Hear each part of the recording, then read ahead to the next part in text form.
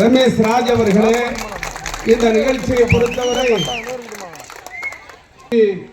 நான் அடக்கத்தோடு தொடக்கத்திலேயே சின்ன விஷயங்களை சொல்லிட்டு போயிடுறேன். எவ்வளோ பெரிய நிகழ்ச்சியாக இருந்தாலும் அல்லது எவ்வளவு சிறிய நிகழ்ச்சியாக இருந்தாலும் செல்வசேகரனிடம் கொடுத்தால் அது சங்கர் சினிமா, பாரதி ராஜா படத்தை எடுத்தால் அது கிராமம் சார்ந்து இருக்கும், பாக்யராஜ் படம் எடுத்தால் கிராமம் சார்ந்து நகரம் சார்ந்து இருக்கும், டைரக்டர் சங்கரோட சினிமா எடுத்தா அது பிரம்மாண்டமாக இருக்கும். அதை போல செல்வசேகரன் எந்த நிகழ்ச்சி நடத்தினாலும் அது பிரம்மாண்டமாக நடத்துவார். அது என் ஆர்வீரண்ணன் மாவட்ட கழகத்தின் செயலாளர் இப்போது புதிதாக பொறுப்பேற்றிருக்கிற இந்த சூழ்நிலையில், அதுவும் தேர்தல் வருகிற சூழ்நிலையில், அதுவும் எதிரிகளும் துரோகிகளும் சூழ்ந்து களத்திலே நம்மை உத்து பார்த்து கொண்டிருக்கிற நேரத்தில் எத்தனை துரோகி வந்தாலும் எத்தனை எதிரிகள் களத்திலே நின்றாலும் அவர்களை ஊதி தள்ளுகிற வல்லமை ரமேஷ் ராஜ் என்கிற மகத்தான மாவட்ட செயலாளருக்கு உண்டு என்பதை மெய்ப்பிக்கிற வகையில் இந்த நிகழ்ச்சியை பொறுத்தவரை என்னுடைய அண்ணன் ரமேஷ் ராஜ் அவர்களுக்கு நான் பாராட்டுக்களை தெரிவிக்கிறேன், வாழ்த்துக்களை தெரிவிக்கிறேன்.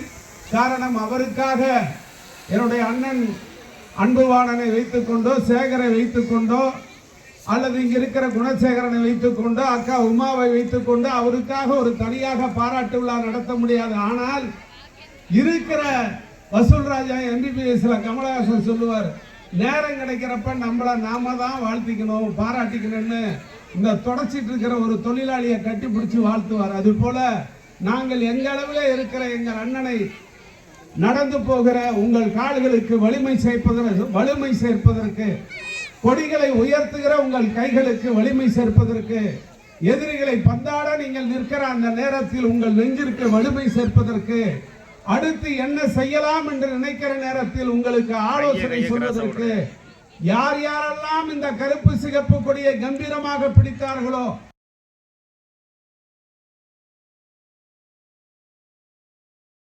கழகம் எப்போதும் துணையாக இருக்கும். நீங்கள் களத்திலே வெல்லுவீர்கள் என்று உங்களுக்கு வாழ்த்துக்களை தெரிவித்து, மணி 7:35 ஆச்சு. இப்ப எங்க மாவட்டம் உடம்பு சரியில்லை உள்ளபடியா வரும்போது இரும்பல்னா ஒரு நொடிக்கு ஒரு இரும்பலோட உட்காந்துட்டு வந்தார்.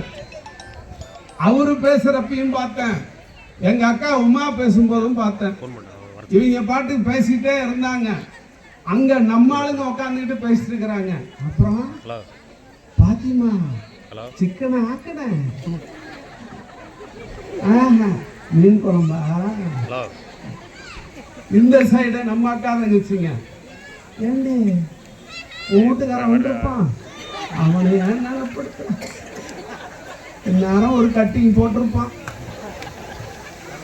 ஏதோ செல்வசேகரன் கூப்பிட்டு கொஞ்ச நேரம் மறந்து உட்காந்துருக்கா. சும்மா கால் போட்டு மாவு இருக்குதுல்ல, போய் தோசை ஊற்றிக்கலாம்.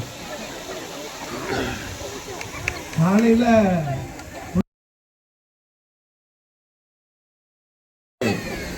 ஏன்னா இன்னைக்கு நல்ல வேலை, என் தம்பி இன்னைக்கு ஞாயிற்றுக்கிழமையா கூப்பிட்டுச்சு. இல்லைன்னா நான் டைம் பார்த்துக்கிட்டே இருந்தேன். 7 மணின்னு ஒன்று அண்ணா நாடகம் முடிஞ்சுது. 7:30 மணிக்கு மல்லி.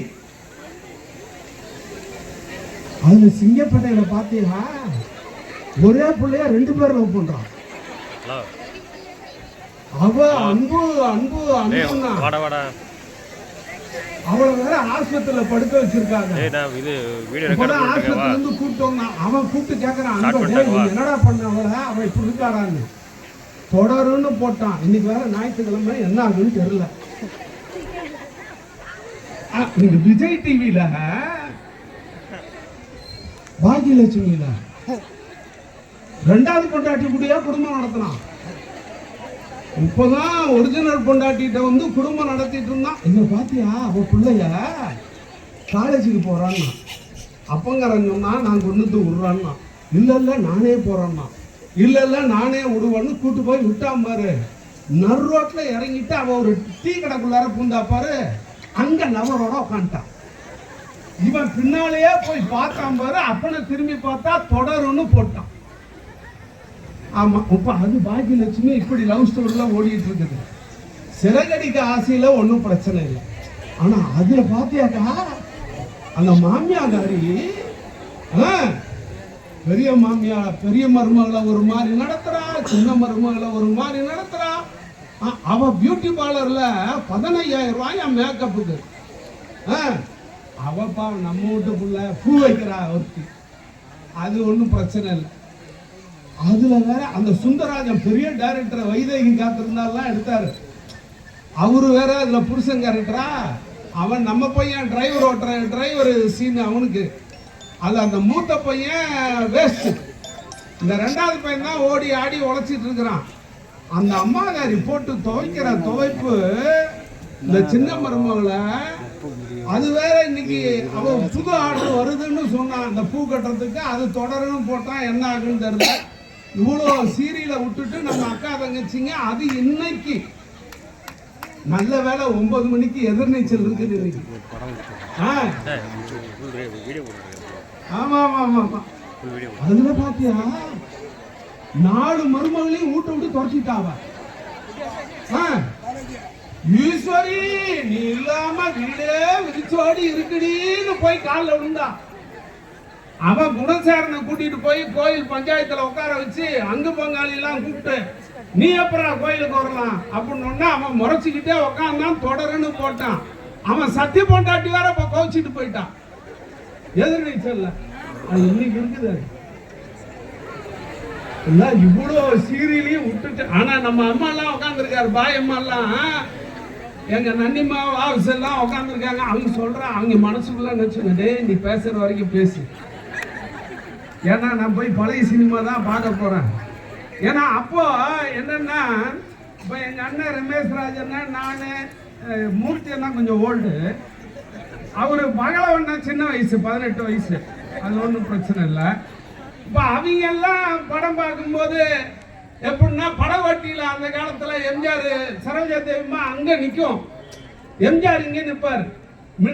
மின்னலாய் வகுடெடுத்து மேகமாய் தலை முடித்து பின்னலாய் தடை போட்டு மீன் பிடிக்க வந்தவளை நான் பிடிக்க போனேனே மையெழுதும் கண்ணாலே பொய்யெழுதி போனாலேன்னு எம்ஜிஆர் நின்று பாடுவார்.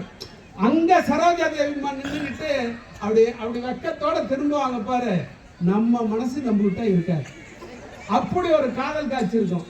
அதே மாதிரி சிவாஜி கணேசன் நடிக்கிறப்ப பாசமலர்ல இருந்து எவ்வளவு பாட்டு இன்னைக்கு 50 வருஷம் கழிச்சு நம்ம கேட்கும் போது எவ்வளவு மனசுக்கு இனிமையா இருக்குது. ஆனா இப்பெல்லாம் பாட்டு வருது என்னடா அவன் சொல்றான் ஒண்ணும் புரிய மாட்டேங்குது. அதனால நம்ம அம்மா எல்லாம் பழைய பாட்டு போட்டு உட்காந்தா நம்ம இந்த பிள்ளைங்க சின்ன சின்ன பிள்ளைங்களுக்கு யுவன் சங்கர் ராஜா அந்த பாட்டு இந்த பாட்டு பிடிக்குதே தவிர நமக்கு அந்த பழைய பாட்டுல இருக்கிற இன்ட்ரெஸ்ட் இல்லை. அதனால நம்ம பெரியவங்கெல்லாம் உட்காந்து இருக்கிறவங்க அதெல்லாம் நான் பழைய பாட்டு பார்த்துக்கிறேன் தம்பி, நீ பேசுற வரைக்கும் பேசி ஒன்றும் பிரச்சனை இல்லை. கையில தண்ணி பாட்டுலாம் இல்லை, நீ லேட்டா பேசுறா கூட வீச மாட்டோம் அப்படின்னு உட்காந்துருக்கிற நம்ம அக்கா தங்கச்சிங்க இவ்வளோ பேரு இன்னைக்கு உட்காந்துருக்கீங்க. அப்படின்னா எங்க அக்கா பேசும்போது சொன்னாங்க இது என்ன மாநாடான்னு. உள்ளபடியாகவே இந்த ஒன்றிய கழகத்தில் பெண்களின் மாநாடு இந்த பகுதியில் நடைபெறுகிறது. அவ்வளவு கூட்டம் இங்க கூடி இருக்கீங்கன்னா இவ்வளவு நாடகத்தை விட்டு இவ்வளவு சினிமாவை விட்டு எல்லாம் முடிச்சு எனக்கு 5 பேர் அக்கா தங்கச்சி. இந்த நடு அக்கா கீதா இருக்கு பாரு, 10 சின்ன வெங்காயத்தை எடுத்து 6 மணிக்கு உட்காந்து டிவி முன்னால அந்த 10 வெங்காயத்தை உரிக்கும் 11:30 ஆயிடும். எங்க மச்சான் வருவார் 8:30 மணிக்கு, கீதா ஒரு காப்பி போடுறீ அப்படின்னு சனியப்பதான் வரும். அந்த இடைவேளை போடுவான் பாரு, அந்த இடைவேளை நேரத்தை போய் ஒரு டீ போட்டு வந்து கடவுள்னு வந்து உட்காந்துரும். அது மாதிரி இவ்வளோ சீரியலு இவ்வளோ விவரத்தை விட்டுட்டு இவ்வளோ அக்கா தங்கச்சிங்க உட்கார்ந்து இருக்கீங்கன்னா எதை காட்டுகிறது என்றால் இந்தியாவிலேயே சிறந்த முதலமைச்சர் மு.க. ஸ்டாலின் என்கிற தலைவன், பெண்களுக்காக ஆட்சி நடத்துகிற தலைவன், அந்த தலைவனை வாழ்த்துவதற்காக கூடியிருக்கிறோம். இது என்னன்னா இப்ப நாங்க எங்க அண்ணன் ரமேஸ்வரனை கூட்டிட்டு போய் எங்க தலைவர்கிட்ட மனு கொடுக்க போறோம். என்ன மனு கொடுக்க போறோம்னா வர்ற தேர்தல்ல தலைவா தயவு செஞ்சு ஆம்பளைங்களுக்கு இடஒதுக்கீடு கொடுங்க அப்படின்னு கேட்க. அது மாதிரி இப்ப பெண்களுக்கு எல்லாமே பெண்களுக்கு ஆயிப்போச்சு. நாங்க தேர்தல்ல வர்றப்ப பெண்களுக்கு உரிமை தொகை 1000 ரூபாய். ஒன்னே எடப்பாடி பழனிசாமி கையை அப்படி வச்சுக்கிட்டு சப்பாத்தி சொல்ற மாதிரி நடக்காதுங்க, கொடுக்க முடியாதுங்க, தப்புங்க அப்படின்னாரு. நாங்க சொன்ன தலைவர் கொடுப்பாருங்க. அதுலயும் இலவசம்னு சொல்லல. தலைவர் ஸ்டாலினை விட வயதிலே பெரிய பெண்ணாக இருந்தால், அம்மாவாக இருந்தால், என் தம்பி கொடுக்கிற உரிமை தொகை தலைவர் ஸ்டாலினை விட சின்ன வயதிலே இருந்தால் என் அண்ணன் கொடுக்கிற உரிமை தொகை, தலைவர் ஸ்டாலினுக்கு அம்மா வயதிலே இருந்தால் என் மகன் கொடுக்கிற உரிமை தொகை 1000 ரூபாய் என்று இந்தியாவில் பெண்களுக்கு உரிமை தொகை தருகிற ஒரே முதலமைச்சர் மு.க. ஸ்டாலின் என்கிற தலைவன் 1000 ரூபாய் கொடுக்கிறோமா இல்லையா? 1ஆம் தேதியிலிருந்து சில பேருக்கு விடுபட்டு இருந்தனாக்கா அதையும் கொடுக்க போறோம். யார் யாருக்கு விடுபட்டு இருக்குதோ அதையும் கொடுக்க போறோம்னு துணை முதலமைச்சர் அறிவிச்சிருக்காங்க. 1ஆம் தேதியிலிருந்து 5ஆம் தேதிக்குள்ளார செல்போன்ல காலேஜ்ல பாப்பா படிச்சுக்கிட்டே இருக்கும், டொக் அப்படின்னு சவுண்ட் கேட்கும். டொக்குன்னு சவுண்ட் கேட்டுச்சுன்னா என்ன அர்த்தம்? அண்ணன் கிட்ட பணம் கேட்டான் கொடுக்கல, அப்பாட்ட கேட்டான் கொடுக்கல, அம்மாட்ட கேட்டான் கொடுக்கல. உயர்கல்வி படிப்பதற்கு என் நாட்டின் தலைவர் மு.க. ஸ்டாலின் 1000 ரூபாய் போட்டாரு.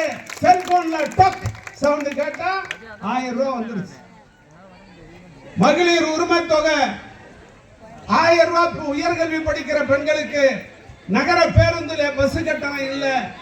உலகத்தின் வரலாற்றில் மார்ட்டின் லூதர் கிங் என்கிற கருப்பு இனத்தின் தலைவன் இந்த உலகத்தில் அடையாளப்படுத்தப்பட்டது எதனால் தெரியுமா? ரோசின்னு ஒரு பொண்ணு, கருப்பு இனத்து பொண்ணு பஸ்ல ஏறினுச்சு. ஏறின உடனே ஒரு வெள்ளக்காரன் எட்டி உதைச்சான்.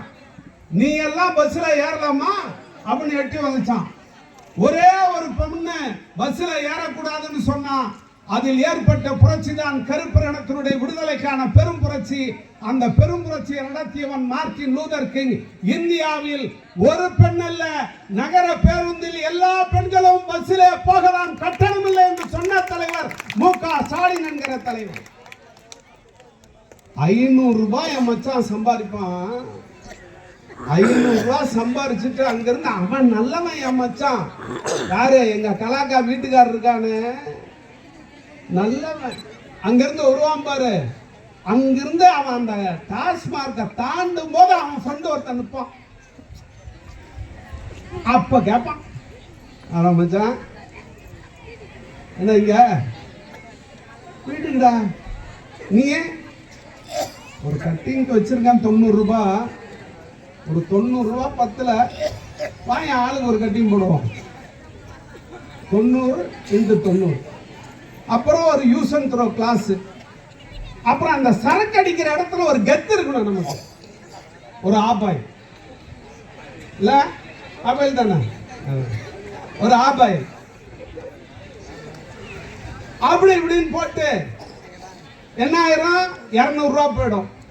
போனதுக்கு பிறகு 300 ரூபாய் கொண்டு வந்து பொண்டாட்டியிட கொடுப்பான். எங்க அக்கா மாமியாளுக்கு சோறாக்கி, மருமகனுக்கு மாமனாருக்கு சோறாக்கி, மாமியாளுக்கு சோறாக்கி, பிள்ளைக்கு சோறாக்கி, புருஷனுக்கு சோறாக்கி, இதுல இவன் வீட்டு வேலைக்கு போய் வரான்னா அதுல ஒரு ஆம்லேட் போட்டு வச்சு எல்லா வேலையும் அந்த 300 ரூபாயில என்னடா பண்ணலான்னு யோசிச்சு அதுல குடும்பம் தாட்டிட்டு இப்படி இருக்கிற சூழ்நிலையில காலையில எந்திரிச்சு வேலைக்கு கிளம்பி போற நேரத்துல கூப்பிடுவாரு, மும்தாஜி வேலைக்கு போகணும், 10 ரூபா கொடு, பஸ்ஸுக்குடி, அதுல 10 ரூபா போயிடும். இவன் போன உடனே அடுத்த நிமிஷம் எங்க அக்கா புள்ள இருக்கு பாரு, பெத்த புள்ள, அது வரும், அம்மா பேனா கேட்டனே வாங்கி தரல, சனியனே உனக்கு வேறையா அப்படின்னா அதுக்கு பேனா. இந்த 300 ரூபாய் வச்சுக்கிட்டு குடும்பம் தாட்டுற இந்த பெண்களோட நிலையை நினைச்சுக்கிட்டு பொருளாதாரம் பெண்கள் கையிலே வர வேண்டும் என்று 1 லட்சம் ரூபாய் மானியத்தோடு பிங்க் ஆட்டோ திட்டத்தை தந்த உலகத்தின் ஒரே தலைவர் மு.க. ஸ்டாலின். பெண்கள் ஆட்டோ ஓட்டு, புருஷங்கையில வருமானம் வருதா வரட்டும், நீயும் சம்பாரி. இந்த திட்டத்தை கொடுத்த தலைவர் எங்கள் தலைவர் ஸ்டாலின். சத்துணவு அமைப்பாளர்கள் 58 வயசு. அண்ணா எங்களுக்கு அது இல்லையா, இந்த 60 வயசு வரைக்கும் நீங்க வேலை செய்யுங்க சொல்லியாச்சு. பெண்களுக்காகவே நடைபெறுகிற ஆட்சி இந்த ஆட்சி. மகளிர் சுய உதவி குழு கடன் 12 லட்சம் இருந்துச்சு, இனி 20 லட்சம். இந்த ஏற்கனவே கொடுத்த மகளிர் குழு கடன் தள்ளுபடி போயிட்டே இரு. இவ்வளவு திட்டங்களை பெண்களுக்காக செய்யறோம். இந்த திட்டங்களை எதிர்த்து தான் இப்ப நீங்க யூடியூப் டிவில இந்த டிவில எல்லாம் பார்க்காதீங்க, இருந்தாலும் சொல்றேன். அரசியல் விமர்சகர்னு ஒருத்தன் உட்கார்ந்துக்குவான், அவனும் பிஜேபி. அரசியல் விமர்சகரும் பிஜேபி. வலதுசாரி அப்படின்னு ஒருத்தன் உட்காருவான், அவனும் பிஜேபி. அப்புறம் பிஜேபிலேயே ஒருத்தன் வந்து உட்காருவான். திமுக ஒருத்தன் மட்டும் உட்காருவான். ஏடிஎம்கேக்காரன் ஒருத்தன் உட்காருவான். இவனுங்க 4 பேரும் ஒண்ணு சேர்ந்துக்கிட்டு நம்ம தலைவரை கேள்வி கேட்கறேன்னு ஆளாளுக்கு ஒரு கேள்வி கேட்பான். ஒரே ஒரு திமுக காரன் 4 பேரையும் சாட்டை எடுத்து அடி அடின்னு அடிச்சு துவைச்சு தினமும் நாங்க அனுப்பிச்சிட்டு இருக்கோம். இப்ப இந்த லட்சணத்துல இப்ப நடிகர் விஜய் கட்சி ஓபன் பண்ணியிருக்காரு. நடிகர் விஜய் கட்சி ஓபன் பண்ணி 2 கையை அப்படி நீட்டார். ப்ரோ ஓகே ப்ரோ, அதுல அவர் சொல்றாரு, ப்ரோ இந்த பாயாசத்தையும் பாசிசத்தையும் விட்டுறக்கூடாது ப்ரோ. நடிகர் விஜய் ப்ரோ, பாயாசம்னா யாரு ப்ரோ, பாசிசம்னா யாரு ப்ரோ? ப்ரோ சொல்லுங்க ப்ரோ, இதுல யாரு ப்ரோ? பாயாசம் யாரு ப்ரோ? பாசிசம் யாரு ப்ரோ? ப்ரோ இந்த மழை பெஞ்சதுன்னா கால் வைக்க இடம் இல்லாம வீட்டுல நின்னாங்கல்ல எங்க மக்கள், அங்க வந்து ஒரு நாள் நீ நின்றுப்பியா ப்ரோ? ப்ரோ சொல்லுங்க ப்ரோ, ஒரு நாள் மழையில வந்து நின்றுப்பியா? சென்னையில காவா உடைஞ்சு ஓடி பில்டிங் எல்லாம் தண்ணி ஏறி 3வது பில்டிங் 4வது பில்டிங்ல தண்ணி ஏறி நின்று பாத்ரூம் போறதுக்கு வழி இல்லாம குடிக்க தண்ணி இல்லாம அடுத்த வேளை பாலுக்கு குழந்தைக்கு இல்லாத நேரத்துல ஒரு 1/2 லிட்டர் பால் வாங்கி கொடுத்துருப்பிய ப்ரோ? ப்ரோ சொல்லுங்க ப்ரோ. உங்களை வாழ வச்சதே சினிமா. அந்த சினிமால பிந்து கோஸ்னு ஒரு நடிகை சாகர விளிம்புல என்ற காசு இல்ல வறுமையில வாழ்றேன்னு சொல்லி செத்தே போச்சே ப்ரோ. உன் கையில இருந்து ஒரு 50 ரூபா உதவி செஞ்சிருப்பியா ப்ரோ? நாடக நடிகர் சங்கத்துல தினம் சக்கரை நோய்க்கு மாத்திரவங்க காசு இல்ல, சுகருக்கு இந்த பிரஷருக்கு மாத்திரவங்க காசு இல்ல, ஆஸ்பத்திரிக்கு காசு இல்ல, பிள்ளைய படிக்க வைக்க காசு இல்லைன்னு எவ்வளவு பேர் தெரிஞ்ச நடிகர்கள் காசு இல்லாம வீட்டுக்குள்ளார வறுமையில வாடிக்கிட்டு இருக்கிறானே, அவனுக்கெல்லாம் நீ செஞ்ச உதவி என்ன ப்ரோ? ப்ரோ சொல்லு ப்ரோ. அதுல வேற எடுத்த உடனே நேரா முதலமைச்சர் தான். அவருக்கு தெரியல முதல்ல எம்எல்ஏக்கு நிக்கணும், எம்எல்ஏக்கு ஓட்டு போடணும். இவ்வளவு காலம் உழைச்சிருக்கிற நாங்களே கவுன்சிலர் ஆகல.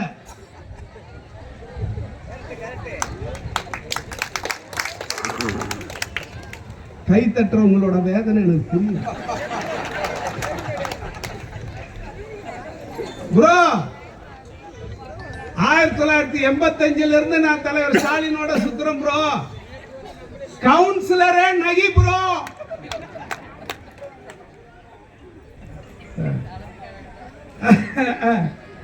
எங்க அண்ணன் கும்புடி பூண்டி அண்ணன் வாங்கி கொடுத்த மீன் குழம்பு தான் மிச்சம் ப்ரோ.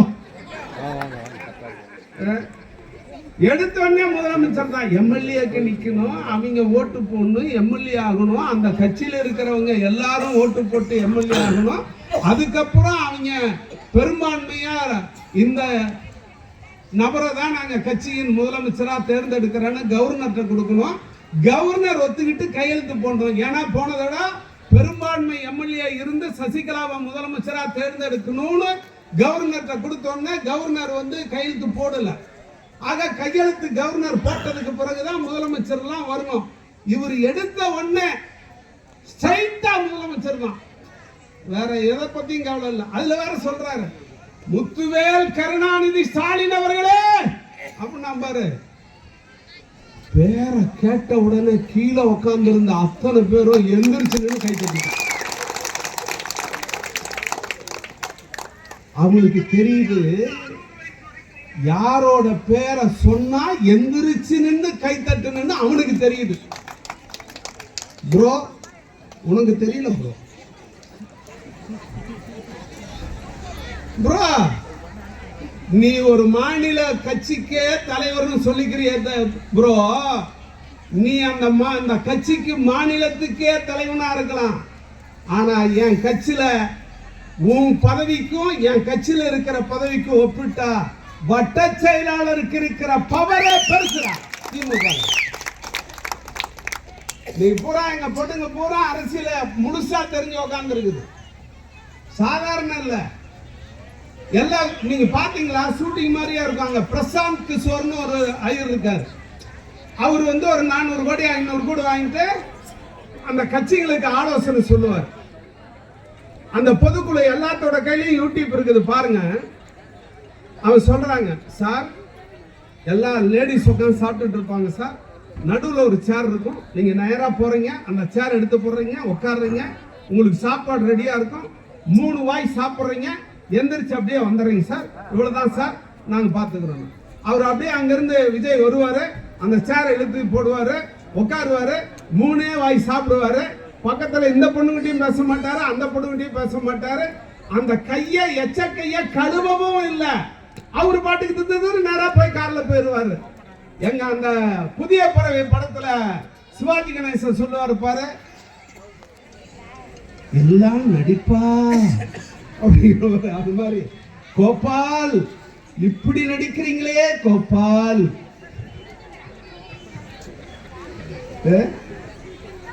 என்னடா கொடுமையா இருக்குது தம்பி விஜய். நாங்க எவ்வளவு பெரிய நடிகனை எல்லாம் பார்த்திருக்கோம் தெரியுமா? இந்த மேடை சாதாரண மேடை இல்ல. இந்த மேடை சிவாஜி கணேசன் பிரேம்ல நின்னா, எம்ஜிஆர் பிரேம்ல நின்னா, எம்ஜிஆர் சிவாஜி கணேசனை ஒரே ஒரு அசைவுல தூக்கி சாப்பிடுற எம்.ஆர். ராதாங்கிற மகத்தான நடிகனை வளர்த்த மேடை இந்த மேடை. சிவாஜி கணேசனை வளர்த்த மேடை இந்த மேடை.